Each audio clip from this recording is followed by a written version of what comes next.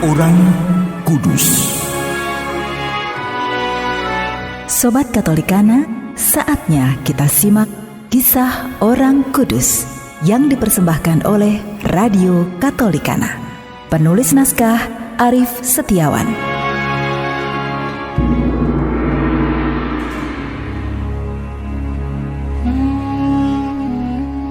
Saudara-saudari, hari ini kita akan mengikuti kisah Santo Hieronymus, seorang imam dan pujangga gereja.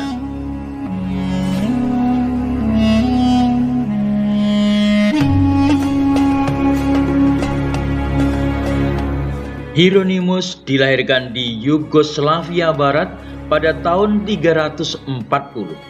Sebagai seorang pelajar yang menuntut ilmu di Roma, Hieronymus pernah terpengaruh ajaran kafir. Namun, di kemudian hari ia bertobat tatkala panggilan jiwanya mengarah kepada kehidupan rahib pertapa. Hieronymus kemudian berangkat ke Timur Tengah untuk mempelajari bahasa Ibrani. Pada umur 36 tahun, Hieronymus ditahbiskan menjadi imam. Sekembalinya ke Roma, Hieronymus menjadi sekretaris Paus Damasus.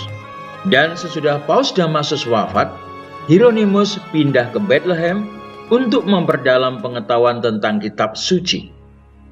Pengaruhnya dalam gereja amat besar. Terjemahan kitab suci hasil karya Hieronymus masih tetap dipakai dalam gereja hingga sekarang. Bahkan, tafsiran kitab suci tulisannya juga tersebar luas. Pada tahun 420, Hieronymus wafat di Bethlehem.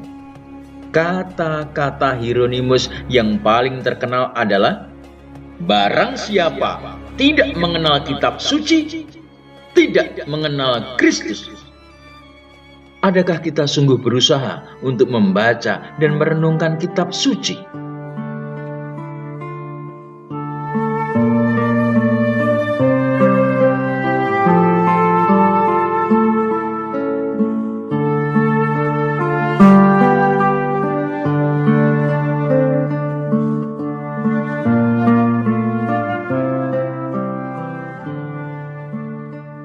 Saudara-saudari, manusia yang berpengetahuan dan berilmu luas biasanya dijuluki kamus atau ensiklopedi hidup. Hieronymus dijuluki kitab suci hidup. Dialah yang menerjemahkan kitab suci dari bahasa Ibrani ke bahasa Latin yang dikenal dengan sebutan Vulgata. Lebih dari itu, ia sendiri menghayati dan merenungkan kitab suci. Itulah nilai kitab suci hidup. Kitab suci tidak hanya berguna untuk para penulis dan penafsir kitab suci, melainkan untuk semua orang.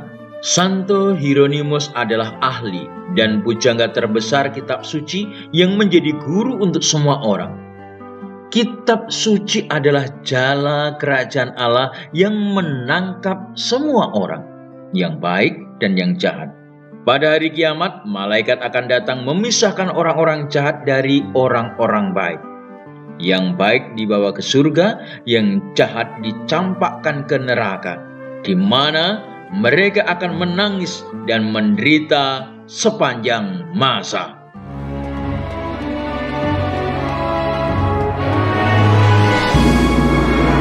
Demikian kisah orang kudus hari ini.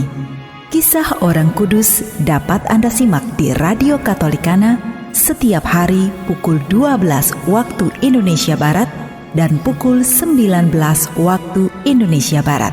Sampai jumpa di kisah orang kudus selanjutnya.